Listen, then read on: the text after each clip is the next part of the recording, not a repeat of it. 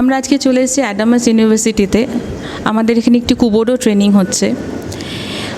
কুবোডো বলতে প্রথমত দর্শকদের একটুখানি বলি, ক্যারাটে সম্পর্কে আপনারা জানেন, ক্যারাটে মানে এমটি হ্যান্ড, মানে খালি হাতে আত্মরক্ষার যে পদ্ধতি। কিন্তু ক্যারাটেতে আরেকটি ব্রাঞ্চ আপনারা বলতে পারেন বা একটি শাখা বলতে পারেন, যেখানে অস্ত্র নিয়ে আত্মরক্ষার পদ্ধতিও আছে। তো আজকে আমাদের সেই ট্রেনিংটি চলছে। তো এখানে আমরা একজন সেন্সিকে পেয়েছি, যিনি আজকে আমাদের অতিথি। প্রথমে আমরা তার সাথে একটু পরিচয় করি, তারপরে তার ব্যাপারে একটু জানি এবং তিনি কেন এসছেন সেটাও আমরা একটু জানি। সেন্সি, আপনি কোথা থেকে এসছেন?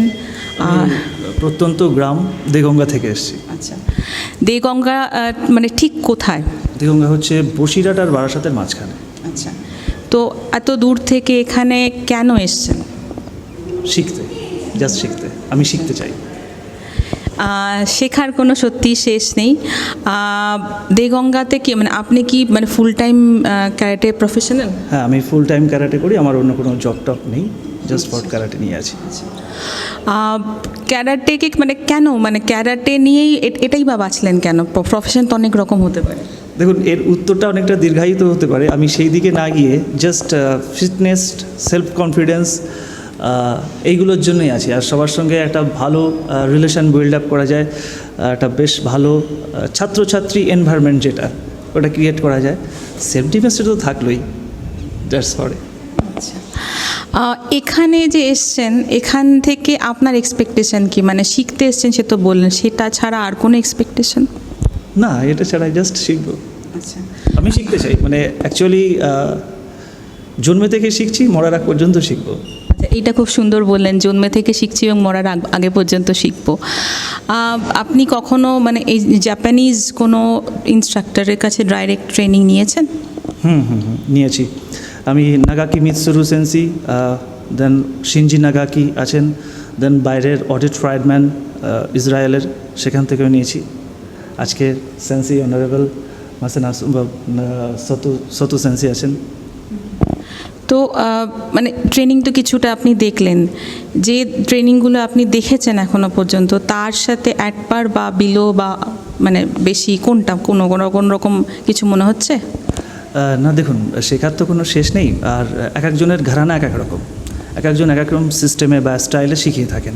তো আমাকে আজকে দেখতে হবে উনি কীভাবে করছেন, বা আমি এখনও পর্যন্ত দেখব উনি কীভাবে কী করছেন, আর শিখব। আচ্ছা, মানে কুবোডো কি আপনি নিজে কুবোডো মানে ট্রেন করেন? হ্যাঁ, আমি ওয়েপন্স, নানচাকু, স্টিক, শোর্ড এগুলো চালাই বা আমি শেখাই। তো সেখানে সেই মানে ক্যারাটে শেখার জন্য তো মানে ইন্টারেস্ট আছে স্টুডেন্টদের, সেটা ঠিকই, কিন্তু কুবোডো শেখার জন্য কি ইন্টারেস্ট আছে?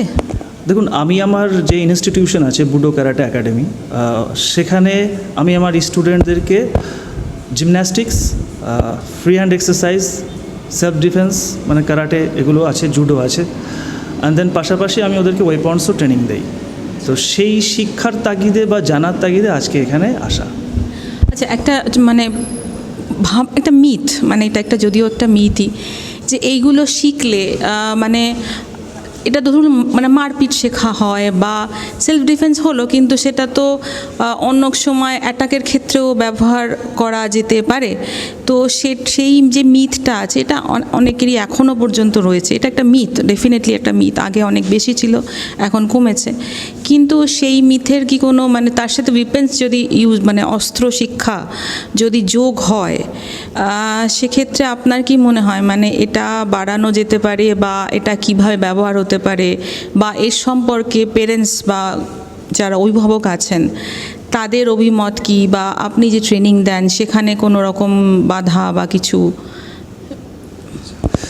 অ্যাকচুয়ালি আগে যেটা ছিল গার্জিয়ানদের মধ্যে, যে আমার ছেলে বা মেয়ে যদি ক্যারাটে শেখে তাহলে বড় হয়ে গুন্ডা তৈরি হবে, ডাকাত তৈরি হবে, বা চোরছাচ্ছাড়া তৈরি হবে, সমাজবিরোধী তৈরি হবে। এটা আগেকার একটা কনসেপ্ট ছিল, যার জন্য অনেক গার্জিয়ান কিন্তু তাদের ছেলে মেয়েদেরকে এই সেলফ ডিফেন্স ট্রেনিংয়ে আসতে দিত না। বাট সেই ঘরানা থেকে বা সেই ধারণা থেকে অনেকে বেরিয়ে এসছে। কারণ আজকের যুগে ক্যারাটে দুটো ভাগে ভাগ হয়েছে, একটা হচ্ছে স্পোর্টস ক্যারাটে, একটা হচ্ছে ট্র্যাডিশনাল ক্যারাটে। তো স্পোর্টস ক্যারাটেটা এতটাই প্রোগ্রেস করেছে এবং এতটাই গার্জিয়ানদের মধ্যে ছড়িয়ে গেছে যে না, এখানে আমার ছেলে বা মেয়ে সমাজবিরোধী হওয়ার কোনো রাস্তা নেই, বরঞ্চ একটা নিয়মানুবর্তিতা, সময়ানুবর্তিতা এবং এর মধ্যে থেকে একটা ভালো মানুষ তৈরি হতে পারে। সমাজের বুকে যেসব সমাজবিরোধীমূলক কাজগুলো আছে সেইগুলোকে বাদ দিয়ে আমার ছেলে বা আমার মেয়েকে আমি সঠিকভাবে প্রতিষ্ঠিত করতে পারবো।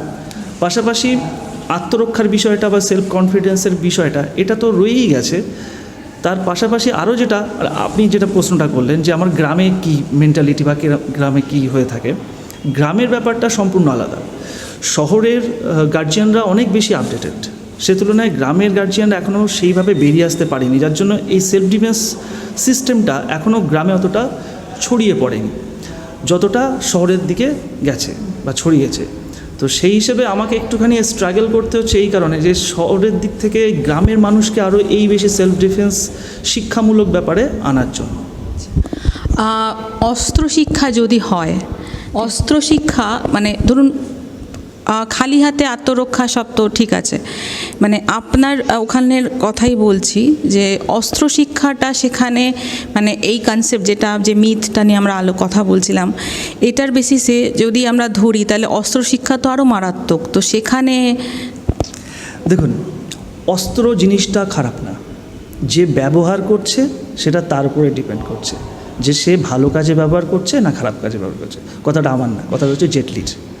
তো সেটা দেখতে হবে যে ওয়েপন্সটা কে ব্যবহার করছে, এবং ধরুন যদি সেই ওয়েপন্সটা কোনো একজন মানসিক ভারসাম্যহীন কোনো ব্যক্তির কাছে যদি পৌঁছায় তাহলে সেটা মিসইউজ ছাড়া কোনো ভালো ইউজ করবে না।